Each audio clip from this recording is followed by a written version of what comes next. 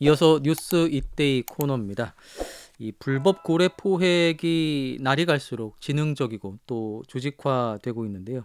포항해경이 최근 50여 명이 연루된 불법 고래 포획, 운반, 유통 사건 수사 중간 발표를 진행하면서 이 고래 포획 행위 또 범행 조직도 고래 포획의 도구 및 방법 등을 통해서 밍크고래 불법 포획 실태 등을 공개했습니다.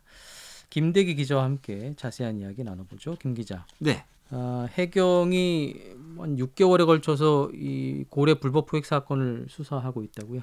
네, 포항해경은 지난 3월부터 고래 불법 포획과 유통, 구매한 사범 등 55명을 수산업법 위반 혐의 등으로 검거했습니다. 이 중 13명은 구속했고 13명은 불구속 상태로 수사를 받고 있습니다. 또 해경은 나머지 30명을 조사 중으로 수사를 통해 추가적으로 구속영장을 신청할 계획입니다. 해경에 따르면 이들은 밍크고래 17마리를 잡아 16억 원에 달하는 범죄 수익금을 남겼는데 수법이 은밀하고 매우 조직적인 것으로 이루어졌습니다. 네. 자, 55명이 관련이 돼서 밍크고래 17마리가 불법 포획이 됐는데요. 이 사건은 처음에 어떻게 수사가 시작이 됐을까요?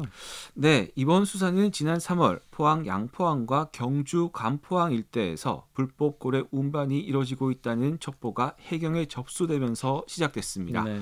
수차례 잠복을 이어가다 지난 6월 포항 양포항에서 잠복 근무를 하던 해경은 해체된 고래고기를 운반하는 해상 운반책 2명과 육상 운반책 1명을 현행범으로 체포했습니다. 네. 항적 분석과 운반책이 소지하고 있던 대포폰으로 포획에 관한 선박의 연락처를 확보할 수 있었습니다. 이를 바탕으로 공동 포획선과의 추가 범행 사실이 밝혀졌고 또 다른 포획선들의 범행을 특정해 수사를 진행하고 있습니다. 예. 그 6월에 이 고래고기 운반책이 체포됐다고 이야기를 해주셨는데요. 그럼에도 불구하고 이 상황에서도 그 불법 포획은 계속됐었다고 하죠. 네, 포항 해경에서 불법 고래 관련 범죄에 대해 수사가 진행 중이었는데요. 지난달 28일 중부지방해양경찰청 비행기가 불법 고래 포획 현장을 발견했습니다. 네. 해경이 해당 어선을 검거하기 위해 다가가자 포획선은 갑판 위에 있던 고래와 작살 등 증거를 모두 바다에 투기했습니다. 물증이 없는 상태였지만 포획선 갑판 위에 있는 해수에 포함된 혈흔을 채취해 DNA 분석을 통해 밍크고래 2마리임을 확인했습니다. 이후 항공기에서 촬영한 영상과 포획선 항적을 분석해 공동 포획선을 특정하고 추가 포획 사실을 밝혀내 수사가 진행 중입니다. 예. 이 포획선들이 작사를 이용해서 고래를 잡았나 봐요. 네, 포획선 두세 척이 어울려 다니다가 한 척이 고래를 발견하면 먼저 작사를 쏩니다. 이어 주변에 있던 포획선이 가세해 작사를 번갈아가며 적게는 서너 방, 많게는 7, 8방까지 찌릅니다. 예. 포획선은 고래 몸통에 박힌 작살과 연결된 스티로폼 부위를 따라 같이 이동하고 고래가 2시간 정도 도망가다 결국 죽어 수면 위로 떠오르게 됩니다. 포획선은 고래 꼬리에 로프를 연결해 고래를 배 위로 끌어올렸습니다. 예. 이 동해안 일대 해상에서 유영하는 밍크고래를 그 소위 그 조립형 작살로 이용해서 포획을 한 셈인데 인양한 뒤에는 바다 위에서 고래를 해체해서 자루에 나눠 담는다고 하죠. 네, 고래를 올리면 재빨리 갑판 위에 천막을 설치해 외부의 시선을 차단한 뒤 선원들이 고래를 10에서 20kg 크기로 잘라냅니다. 예. 이것을 망사 자루에 담으면 한 마리당 50자루에서 90자루 정도가 나오게 됩니다.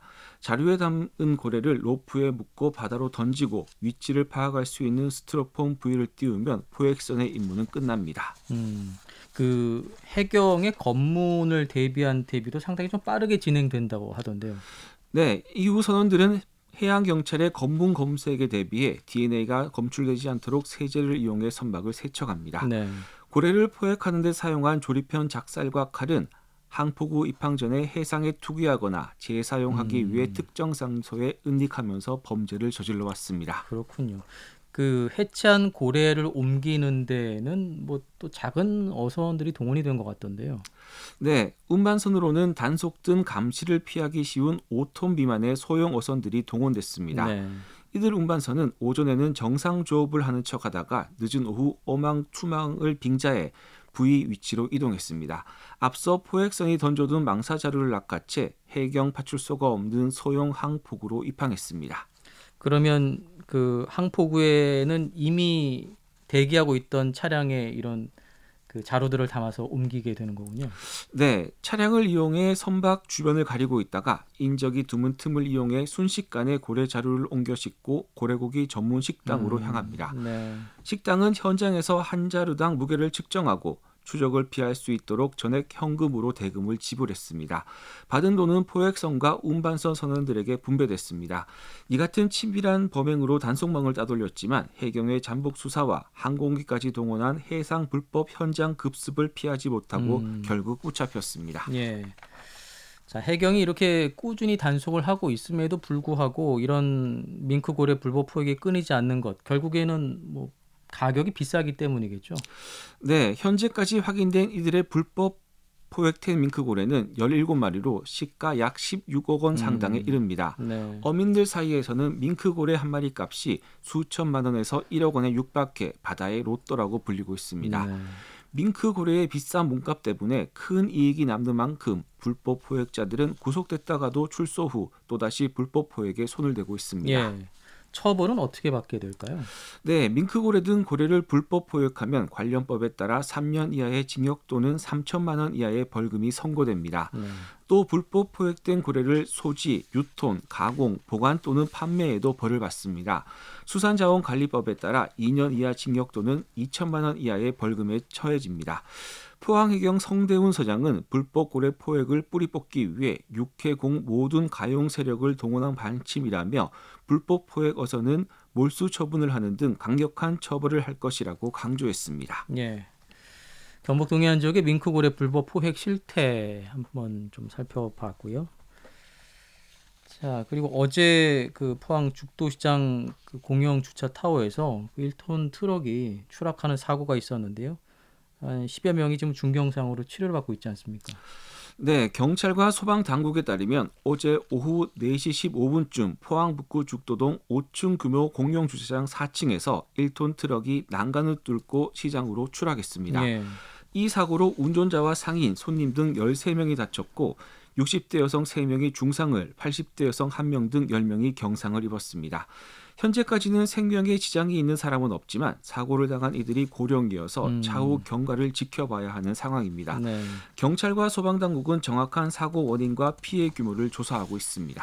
그 당시 주차 타워 난간을 뚫은 차량이 10여 미터 이상 날아갔다는 그런 증언이 있던데요. 사고 원인은 아직 밝혀지지 않은 상황이죠. 네, 해당 차량 운전자는 차량 급발진을 주장하고 있습니다. 예. 경찰 조사에서 차량 운전자 A씨는 주차 타워를 내려오기 위해 차량을 운행했지만 주차장 내에서 갑자기 차량이 돌진했다고 진술했습니다. 하지만 경찰이 주차 차원의 CCTV를 확인한 결과 급발진 정황은 없는 것으로 알려졌습니다. 네. A씨의 주장대로라면 차량이 엄청난 가속을 내며 난간으로 돌진해야 하지만 경찰이 확인한 차량 블랙박스 영상 등에서는 이런 점이 나타나지 않았습니다. 이런 가운데 A씨가 음주운전을 한 것으로 알려졌습니다.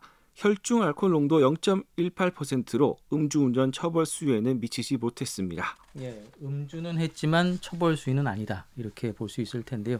지금 차량이 추락한 상가들은 어떤 상황일까요? 네, 추락한 차량은 어젯밤 11시쯤 크레인이 동원돼 옮겨졌습니다. 네. 하지만 사고 흔적은 지금도 고스란히 남아 있습니다. 차량이 떨어진 곳 인근 상가 대여섯 곳은 수족관과 상가가 파손돼 문을 열지 못하고 있습니다. 또 수리를 위해 해수 공급 배관을 차단한 상황이어서 해당 배관을 통해 해수를 받는 인근의 상가들도 정상 영업을 못하고 있습니다. 네. 포항시는 긴급 수리가 끝나는 대로 해수 공급을 재개할 예정이지만 상인들은 영업을 하지 못한 피해를 호소하고 있습니다. 예, 이 공용 주차 타워 바로 옆이 상가고요. 또 상인과 손님이 많이 또 지나다니고 있는 곳인 만큼 앞으로 이런 사고를 예방하기 위해서는 그 주차 타워 안전 시설을 좀 보강해야 한다. 이런 지적도 나오고 있는 것 같아요. 어떻습니까? 네, 사고가 난 주차장은 1층은 포항수협 선호 위판장으로 쓰여 포항수협이 관리하고 2층에서 5층까지는 공용주차장으로 포항시 시설관리공단이 운영하는 곳입니다. 네. 현재 볼라드와 난간 등이 설치되어 있지만 이들 안전시설들은 급제동 등 강한 충격을 버티지 못했습니다. 주차장과 바로 맞닿아 상가가 있어 주차장 인근으로는 유동 인구가 많아 안전시설의 추가 설치 필요성이 제기되고 있습니다. 네. 이와 관련해 포항시는 상황을 판단해 필요하다면 조치를 하겠다고 밝혔습니다. 예, 재발 방지를 위해서라도 사고 원인이 빨리 밝혀지고요. 또 피해 시민들도 빨리 회복되기를 바라겠습니다. 자, 뉴스 이데이 지금까지 김대기 기자와 함께했습니다. 고맙습니다. 네, 감사합니다.